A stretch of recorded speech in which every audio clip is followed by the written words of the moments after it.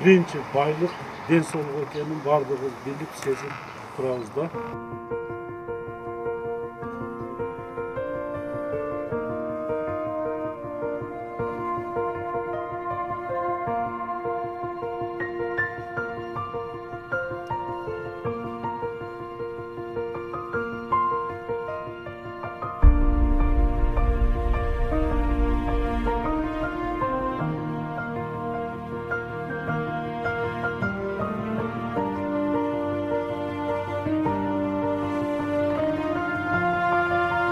15 işlemede тұрады.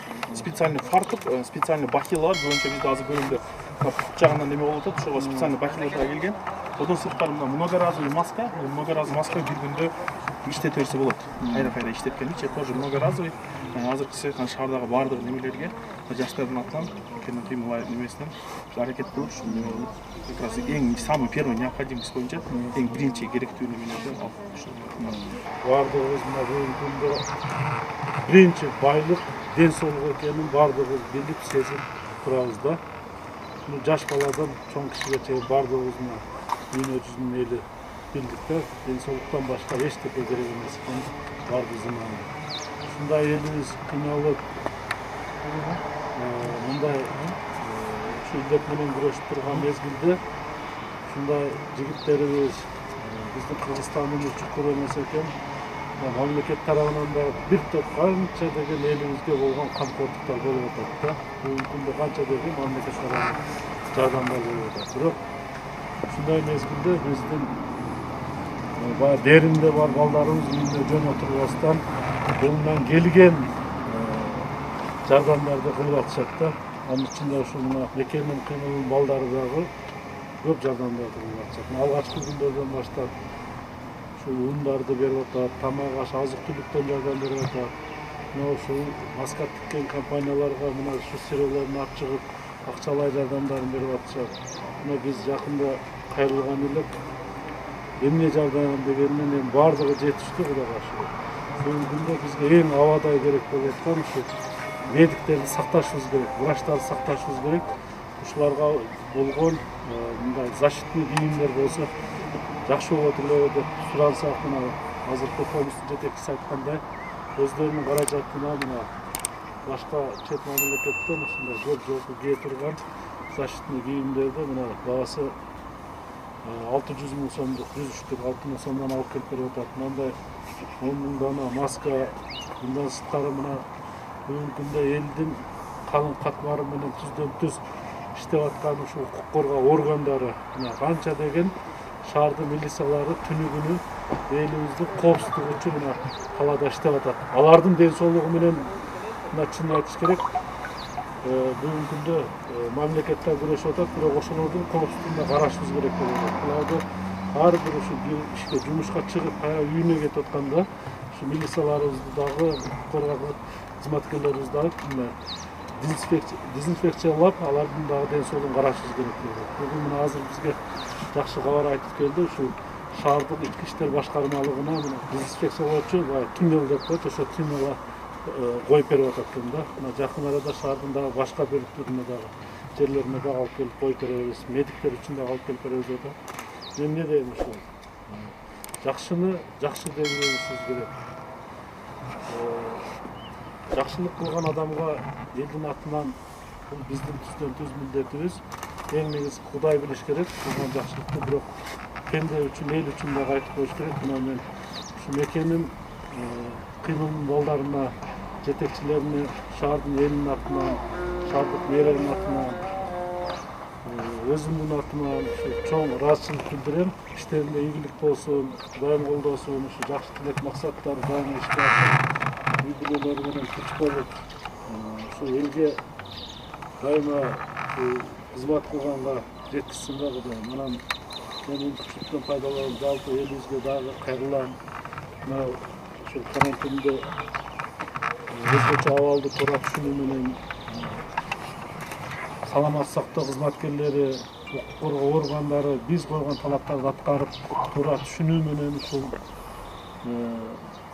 өзүңөрдү мына карантинде сактап отуруп атасыздар. Мына бүгүн дагы 15 aprelden ayın ayağına çeyin 30 aprelge çeyin daha 15 günge uzatıldı.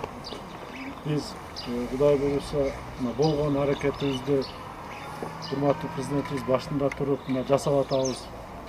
Biz şahardıklarda, şahardын konaktoruna бүгүнкү күндө келип, шаардын içinde жашап аткан адамдарды бирин дагы Кудай буйрса мындай ачка калтырбайбыз деп ойлойбуз, туура түшүнүп атабыз. Бүгүн жумуш жок. Күнүмдүк оокатын кылган адамдарыбыз мына шаардын ичинде аябай көп. Бирок ушундай ишкерлерибиз, мамлекетибиз бар экен. Болгон аракетибизди мына шаардык мэрияга жардам берип, биз тизмелерди түзүп, жардамдарды берип атабыз. Мындай жардамдар дагы улантылат. Эч качан биздин шаардын тургундары, шаардын жашоочулары мындай кооптонбосо болот. Biz болгон аракетибизди кылып, мына силерге жардамдарды берип турабыз. Эң негизгиси ушу биздин ак халатча медиктерибиз дагы оорубасын, биздин ден соолугубуз үчүн алар үйүнө барбай, мына бүгүнкү күндө ушул эл үчүн кызматтарды кылып атышат. Укук кызматкерлерибиз айрыкча мына милициялар үйлөрүнө барбай, бала чакасын көрбөй мына түнү күнү биздин ден соолугубуз үчүн күрөшүп атат. Ушулардын баардыгына мына кызмат кылган мамлекеттик муниципалдык кызматкерлерге, укук кызматкерлерине, саламат сактоо кызматкерлерине биз ыраазычылык билдиребиз. Эми бул күндөр дагы өтөт. Кудай буйрса, бул күндөр дагы өтүп, элибиз бир жакшы жашап кала турган күндөр дагы алыс эмес деп ойлойбуз. Аман болоюн дагы бир жолу. Чоң рахмат, урматтуу Исхакбаевич, Наталья Владимировна. Мен кыскача эле мына атайын ар кайсы аймактардан, чет өлкөдөн чалып атышкандан улам бүгүн комитеттин жыйынына келип, ошо элдин пикирин айтайын деп чечтим да. Урматтуу Кубат Аличевич, азыр өзүңүз билесиз, биз бири-бирибизди сындап, ар кайсы иштерге бири-бирибизге жолтоо боло турган убакыт эмес. Биз ошондуктан парламент өкмөткө мүмкүн болушунча ошол илдет менен күрөшүүгө мүмкүнчүлүк түзүп бердик. Бир дагы сын пикир айтып, жолтоо болуп, барганда комиссияларды түзүп, текшерип, жүдөткөн жокпуз. Анткени азыр ар бирибиз колубуздан келишинче жардам бере турган учур. Бирок өкмөт эмне кылып атат? Өкмөт дагы көп туура эмес иштерге жол берип атат. Арга жок азыр сын айтышка туура келип атат. Сын айтып койгон врачтарга куугунтук болуп атат. Мисалы, чет өлкөдө канча убакыттан бери жаткан мекендештерибизди алып келүүгө өкмөттүн кудурети жетпей атат. Ошол эле Оренбург башка Казакстан менен татыктуу сүйлөшө албай атат мисалы. Ушундай нерселерди сөзсүз түрдө эске алыш керек. Мына менин суроом саламаттык сактоо министрине. Өкмөттө мына брифингде расмий айтылды. Врачтарга жанагы сыйакы боюнча акча которулду деп. Бирок азыр врачтар ала элек да ошону. Мына ошто врачтар ошол дал ушул илдет менен күрөшүп аткан ошол обсервацияда жаткан врачтар өздөрү күндө банк карточкабызды карайбыз дейт, үмүт кылып. Бизге акча качан түшөт деп дейт. Жакшыраак жок дегенде тамак аш жейли, жок дегенде бир үйгө азык-түлүк кылалы деп дейт. Бирок ошол акча дагы жок дейт. Азыр айлык менен отурушат да. А врачтардын айлыгы канча экенин билесиз. Ошол акча качан түшөт? Качан алат врачтар колуна? Жанар Кубанычбекович, бүгүнкү күндө 43 организациядан 828 кишиге 6 миллион 600 миң сом акчаны которуп бердик. Мына бүгүн эртең баарын түгөтөбүз. Себеби жана Кубатбек Алич айткандай, кээ бир списоктордун эмелери так болбой, же болбосо жанагы лицевой счеттор көрсөтүлбөй, анан кийин кээ бир кишилерге списокко такыр иштебеген кишилер киргизип коюшат. Айтишник, отдел кадров, мындай дегенде ошон үчүн бизге кичине кыйынчылык болуп калды. Муну март айыныкынча, апрелде мындай мүмкүнчүлүктүк болбойт. Ушуну тездетиңиздер, анткени бул жанагы бүгүн эртең бүтөт барысы. Ошо илдет менен күрөшүп аткан, ошол жерде очогунда иштеп аткан врачтардын өзү менен биз күн сайын эле сүйлөшүп атабыз. Андай болушу мүмкүн. Ошого жардам бериңиз сиз. Анан министр катары өзүңүз дагы анча-мынча региондорду кыдырсаңыз болот эле.